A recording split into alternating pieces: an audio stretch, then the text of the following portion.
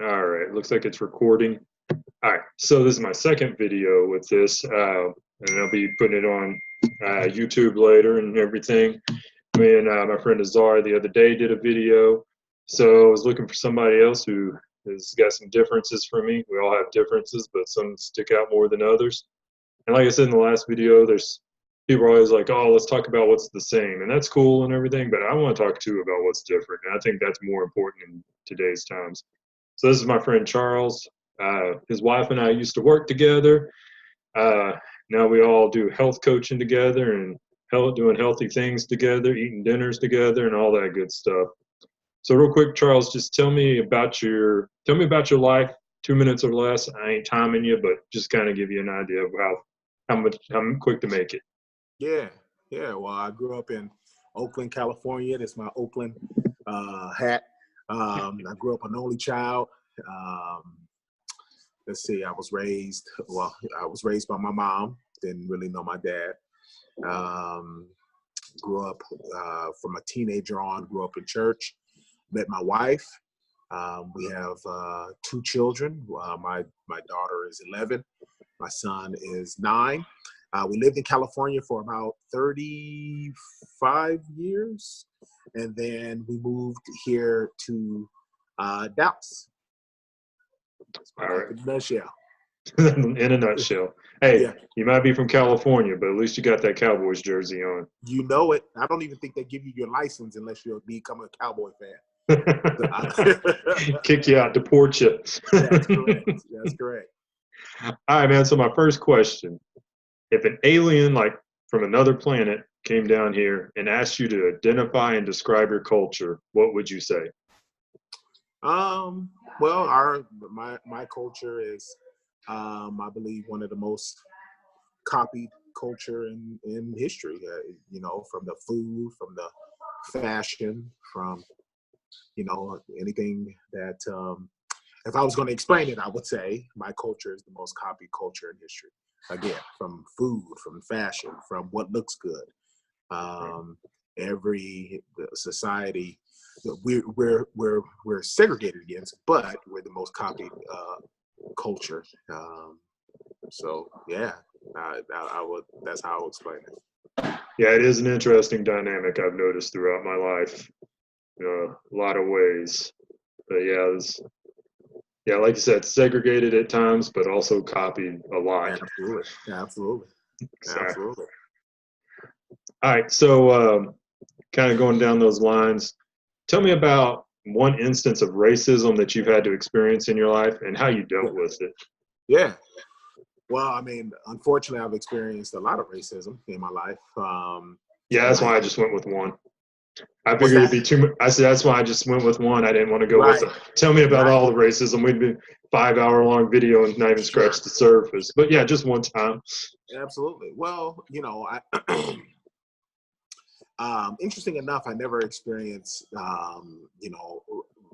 racism necessarily within systematic racism within my job or anything like that. I've had opportunity to rise to a high level in my job, but one in particular one is here in Texas. I was down in Terrell, and I was driving.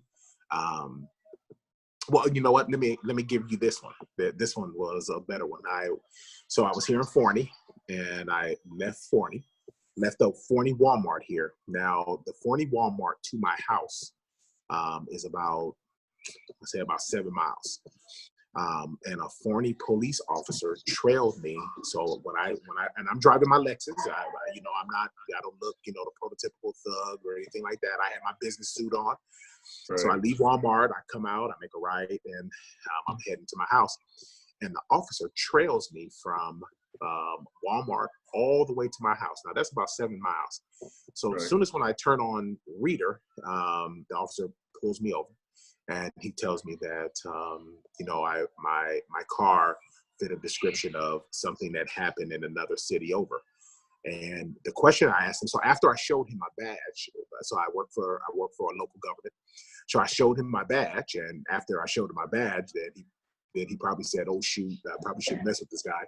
But then I asked him. Obviously, it was him trailing me for that. He wasn't really serving and protecting. He was just trying to see what I was going to do. I mean, it is what it is.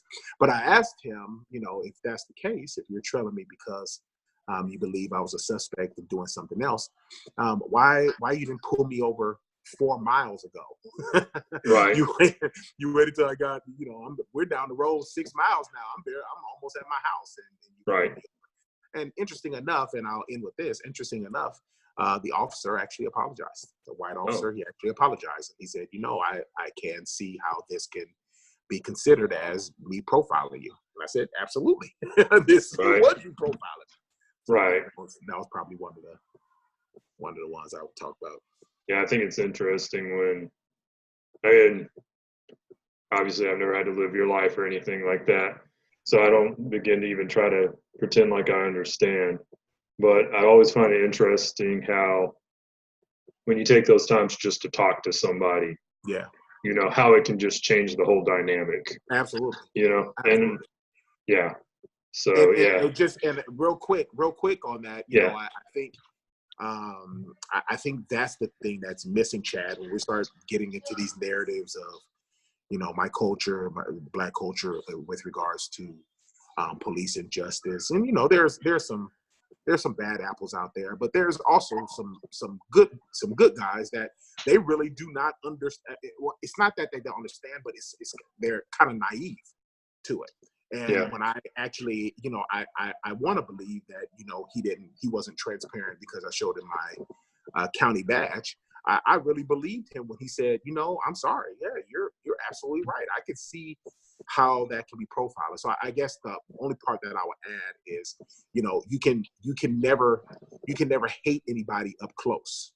It's Right. always Yeah, you can never very hate true. anybody up close. When you start getting into people's space and really, talking and communicating, I think we can make more progress. It's just when everybody has their rocks and they throw their rocks from afar. They just throw their rocks in high.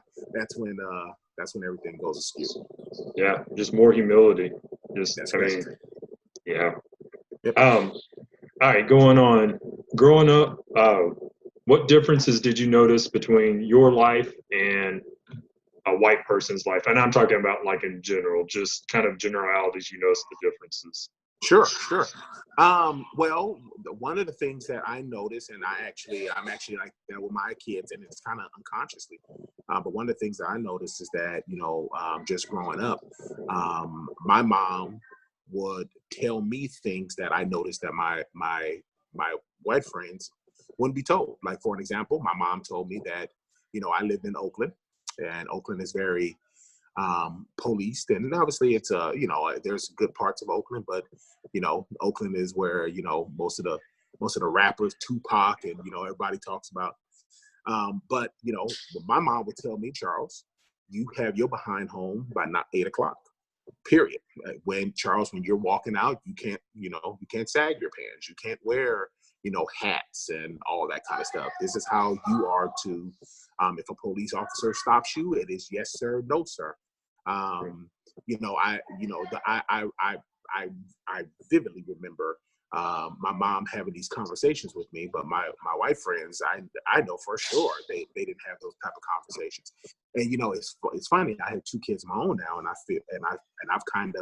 I started, even my son is 8 years old. I told him, you're not going to wear your hair heads, and you're not wearing hoodies, and you're not doing that. Hey, real quick, Charles. You have to understand that. Real quick, Charles. You kind of blurbed out for a second. Go back to the part where you said you start talking to your 8-year-old about. Yeah.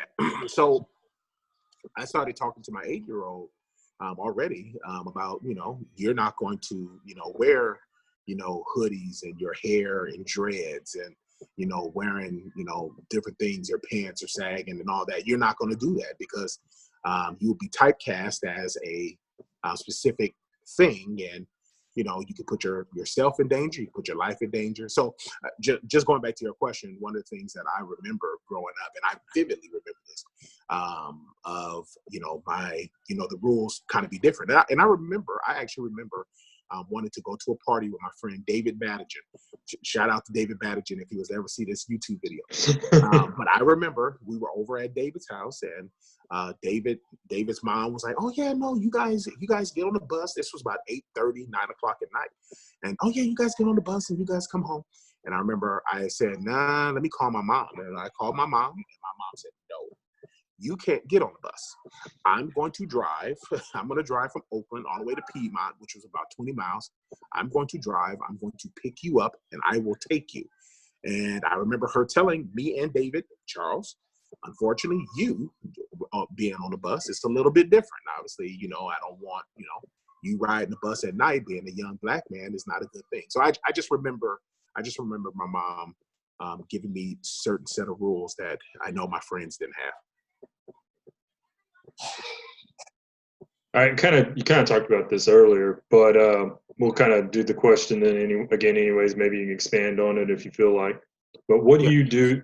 What do you do to deal with a person when they say or do something racist? Yeah, I think the biggest thing is communication. I think people, people lacking in intelligence does not want to communicate.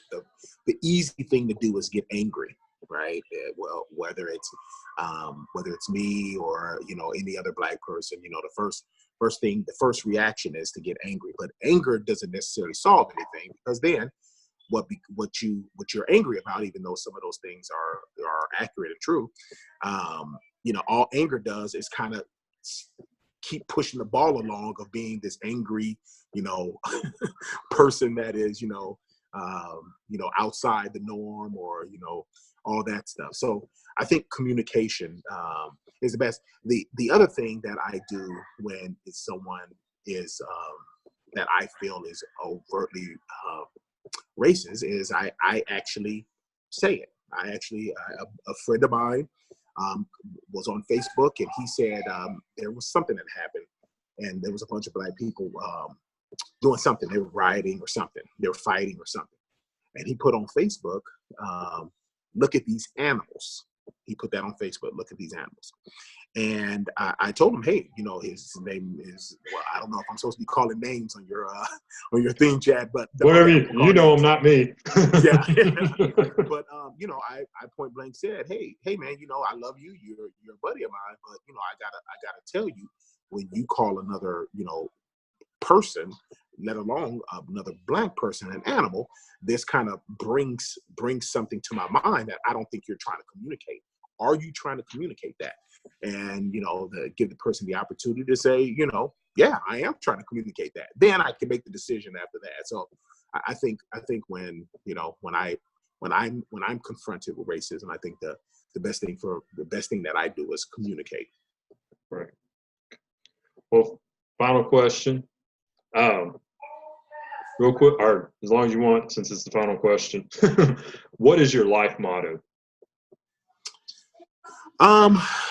Well, I wouldn't necessarily say it's a motto. It's just a certain set of things that I devote my life to. My family. I'm strong on family. I definitely want to make sure that my kids, my son, sees what a hard-working, positive, input to society in terms of a Black man, what that looks like. I want my daughter to see what a father is, or how a man should act, and so on and so forth. So I think my motto is, is first my faith, then my family, and then my friends. I think if I keep if I positively keep investing into that, I think I don't go wrong. So I think I wouldn't say necessarily a motto, but those are the things that I kind of continue to try to feed into. Well, man, I just want to say I appreciate you doing this recording with me. Short little recording we'll put up on YouTube and stuff. And just real quick, I know I said I want to talk about differences. One thing that we do have in common is our faith in Christ. Yeah. For anybody that's going to watch this and get to this point of it, Charles has got faith in Christ, and that should, if you're a Christian, that should be our number one thing right there. That unifies Absolutely. all those differences, like Paul wrote about at one point. But also, y'all go friend Charles on Facebook. I think he'll friend just about anybody, Yes, and sir. he's a good one to friend and follow on Facebook. Yes, sir. All right, Charles, I appreciate it, man. I'm gonna Appreciate stop you, man. now. Hang on just a Peace. second.